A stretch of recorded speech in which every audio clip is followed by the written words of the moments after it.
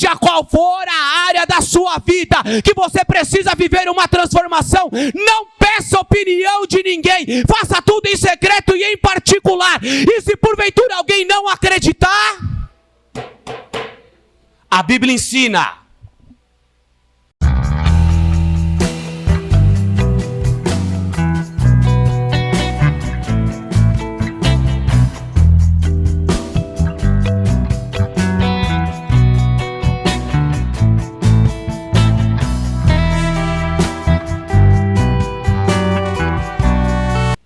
eu gostaria que você abrisse a sua Bíblia comigo no Evangelho de Jesus, escrito por Marcos, no capítulo de número 6. Aproveitar que eu tenho alguns minutos, eu gostaria de trazer uma reflexão para o nosso coração, de muita valia, daquilo que Jesus nos ensina. Jesus era um bom professor, né, irmãos? Imagina se tudo que Jesus fez estivesse escrito na Bíblia. O que deixaram, ou que Deus permitiu o homem escrever, é muito pouco perto do que Jesus fez. Como você sabe, pastor? Em alguns trechos da Bíblia você vai ver bastante compactado. E todos os doentes, enfermos que trouxeram, Ele os curou. Todos. Quando fala de todos, imagina quantos, David. Então Jesus em todo o tempo estava fazendo alguma coisa. Nem por isso passou pelas suas dificuldades. Em todo o tempo foi aplaudido. Olha só. Está escrito assim em Evangelho de Jesus, escrito por Marcos no capítulo 6. Tendo Jesus partido dali, foi para a sua terra, e os seus discípulos o acompanharam. Chegando ao sábado, passou a ensinar na sinagoga, e muitos o ouvindo se maravilharam, dizendo: de onde vem a este estas coisas? Que sabedoria é esta que lhe foi dada? E como se fazem tais maravilhas por suas mãos? Aí alguém vai dizer no verso de número 3, não é este o carpinteiro, filho de Maria, irmão de Tiago, José, Judas e Simão? E não vivem aqui entre nós as suas irmãs? E escandalizavam-se nele. Jesus, porém, lhes disse: não há profeta sem honra senão na sua terra, entre os seus parentes e na sua casa. Não pôde fazer nenhum milagre ali, senão curar uns poucos enfermos, impondo-lhe as mãos. Verso 6, encerramos. Admirou-se da incredulidade deles. Contudo, percorria as aldeias circunvizinhas a ensinar. Esse texto a gente usa muito para se intitular: o profeta de casa não tem valor. Mas eu quero te fazer enxergar este contexto de uma maneira diferente.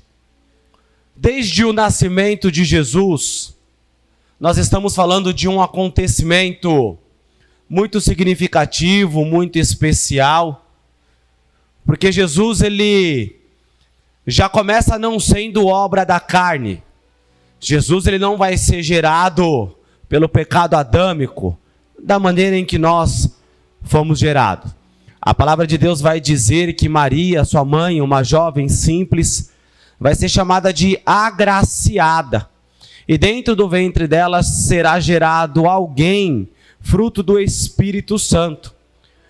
Também dentro dessa direção, o seu noivo, alguém que estava pronto a se casar, José, um homem simples e de ofício carpinteiro. A palavra vai dizer que Herodes está fazendo um recenso, ou seja, todas as pessoas precisavam novamente passar os seus dados, era uma recontagem, para que pudesse principalmente receber mais tributos. Então a palavra vai dizer que Maria e que José vão sair da onde estão e vão até Belém, cidade natal de José, com o propósito de se inscreverem, de fazer este recenso. Chegando lá em Belém, a palavra vai dizer que então Maria vai sentir dores de parto. E a cidade está cheia. Não existe nenhuma hospedagem para que possa acampar José e Maria ou recebê-los de uma maneira mais digna. O que vai sobrar para esses dois é um estabuleiro, um lugar onde os animais ficavam. E porventura é exatamente neste lugar de grande simplicidade que Jesus vai nascer, sendo colocado em uma manjedoura. A manjedoura era um recipiente de concreto ou de madeira feito para que se colocasse as rações dos animais e eles ali viessem comer. Quando Jesus nasce, a palavra vai dizer que uma grande luz vai cortar o céu. Alguns magos que vêm do Oriente vão atravessar em procura do menino Jesus para adorá-lo. Vão passar pelo palácio de Herodes, vão ter um diálogo com ele, e Herodes vai ficar o tanto quanto preocupado. Será que nasceu alguém que possa me destronar? Será que nasceu alguém maior do que eu? Será que nasceu alguém que pode me tirar de dentro deste palácio? Herodes está preocupado com aquilo que é terreno, com o reino da terra. E Jesus, ele é enviado para pregar o reino dos céus. Escute, a palavra vai dizer que Herodes, conversando com esses homens, vai dizer: quando vocês encontrar, por favor, me avisem, porque eu preciso ir adorar este menino, eu quero conhecê-lo, já maquinando o mal em seu coração. A palavra diz que esses homens vão encontrar Jesus, vão oferecer sacrifícios a ele, e quando eles estão a retornar pelo seu caminho, Deus vai fazer com que eles mudem e não passe pelo trajeto, pelo caminho aonde possivelmente encontrariam Herodes. Herodes vai ficar muito furioso. Um decreto é lançado para que seja assassinado todos os meninos recém-nascidos.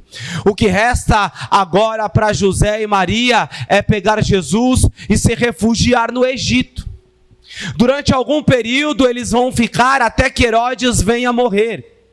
Logo em seguida a palavra vai dizer que Deus vai falar com José e Maria, eles vão retornar do Egito, e agora eles vão parar e vão começar a habitar numa cidade chamada Nazaré. Este período que Jesus fica em Nazaré, o que nós vamos encontrar dentro das Escrituras, é que em uma oportunidade, quando Jesus ainda com 12 anos, vai junto com seu pai e com sua mãe em Jerusalém, adorar ao Senhor dentro do templo, eles vão se perder.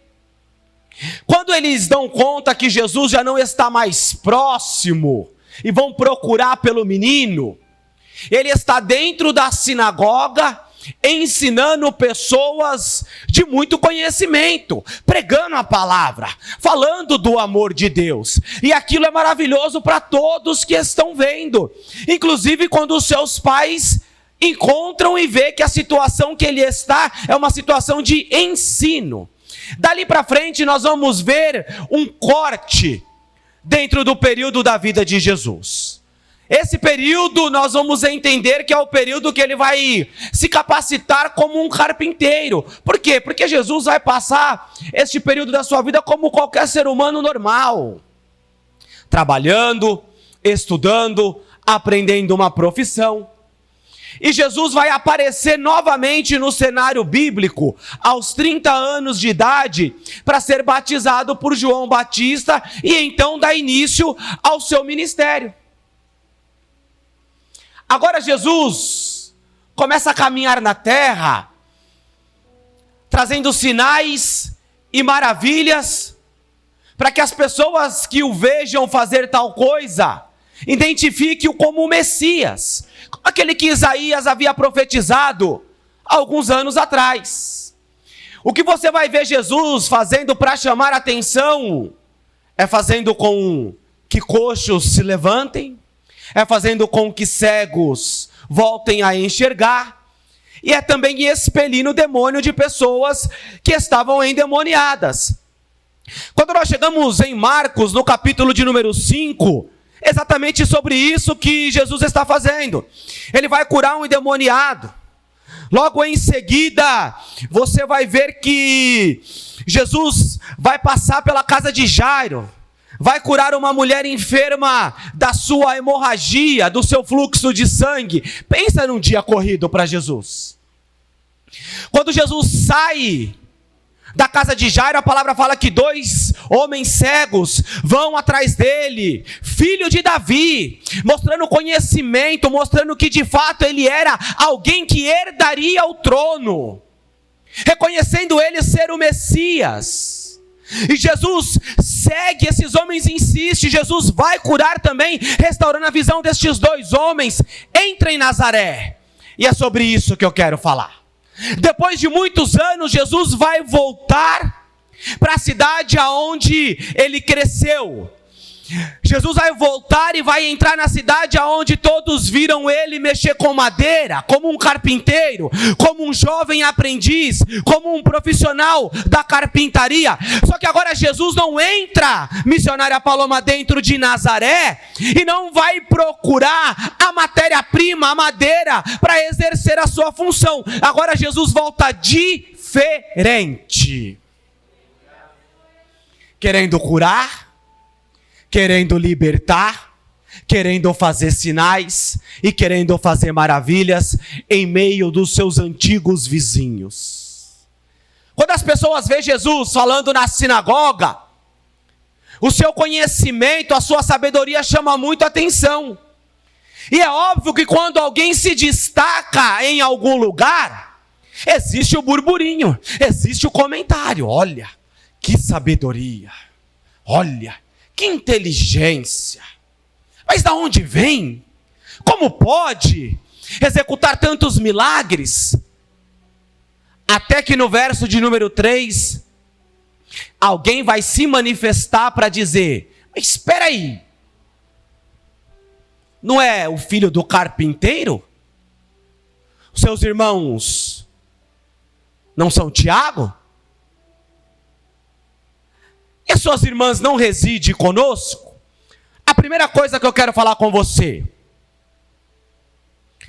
deixar muita informação a respeito da sua vida vai lhe trazer críticas. Conhece a mãe, conhece o pai, conhece os irmãos e conhece a história de Jesus. Quando nós abrimos um leque da nossa vida e contamos coisas e situações para pessoas, nós corremos esse risco. Que risco, pastor? De quando as coisas começarem a ser diferentes,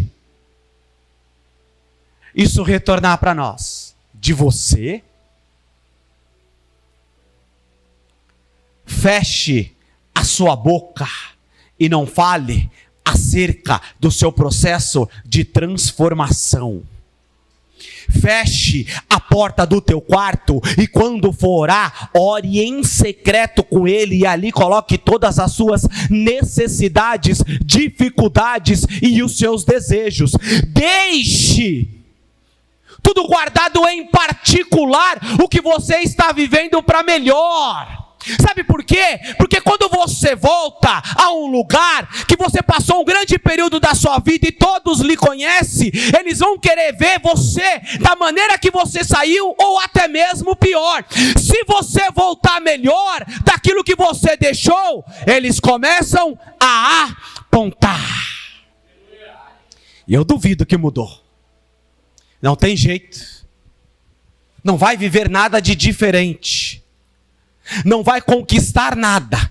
Deixa eles pensar naquilo que eles quiserem. Sabe por quê? Porque o processo de transformação, ele acontece em oculto. Ninguém viu o que Jesus veio passando do início do seu ministério adiante, até até chegar dentro de Nazaré. É por isso que tem crítica, é por isso que as pessoas apontam, é por isso que as pessoas questionam. Sabe por quê? Porque elas não estão com você o tempo todo, passando por um processo de transformação, um processo de mudança, um processo de evolução, um processo de crescimento, um processo de prosperidade. Seja qual for a área da sua vida que você precisa viver uma transformação, não peça opinião de ninguém, faça tudo em secreto e em particular. E se porventura alguém não acreditar, a Bíblia ensina: estou indo embora. Se você não for bem recebido e as pessoas questionar o seu crescimento, não é um ambiente que você deve ficar. Jesus ficou, e a narrativa é de que ele curou algumas poucas pessoas. E o que mais chamou a atenção de Jesus é a falta de fé dentro daquele lugar. Jesus está curando, Jesus está transformando a vida de pessoas, Jesus está fazendo inúmeros milagres que todos podem ver a olho nu, e ainda assim falta fé. Por quê, pastor? Porque conhece demais a vida de Jesus. Continue crescendo, continue avançando, continue prosperando, mesmo que as pessoas continuem a falar da sua vida. Não se relacione com eles, deixe eles falar à vontade, apenas preste conta daquilo que você está fazendo para Cristo. Jesus vai ter que ir embora. Jesus fica num lugar onde não tem fé? Porque o fundamento principal de viver a transformação ou o milagre é a fé. Quantas vezes Jesus curou alguém? A fé te curou. Bom, Jesus era simples de tudo. Curou os 2 cegos. Vai, conta para ninguém.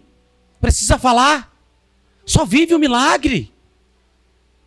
Jesus já vinha dando indícios de que nem todo mundo vai aceitar o seu crescimento.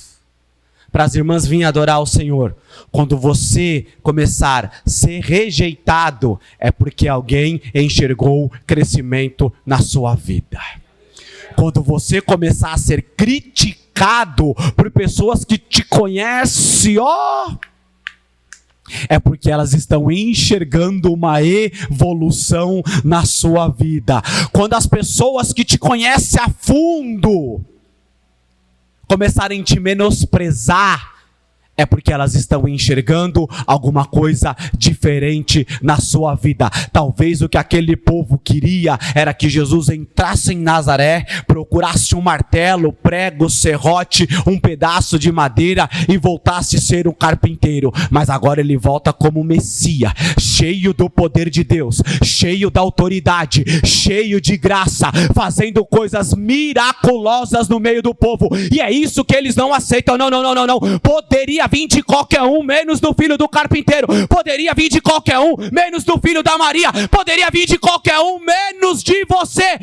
Ei, a crítica, ela é o resultado do teu crescimento. Ninguém critica quem não anda, ninguém critica quem está parado, ninguém menospreza quem não está crescendo. Isso. Nazaré, irmãos. Por que os de longe acreditam mais? E quem está perto não acredita? Chega de provar para alguém que você mudou. Porque nós queremos, irmão. Não queremos? É verdade. Não sou mais aquela pessoa. Eu sou diferente agora. Você não precisa provar nada para ninguém. E lembre-se que Jesus,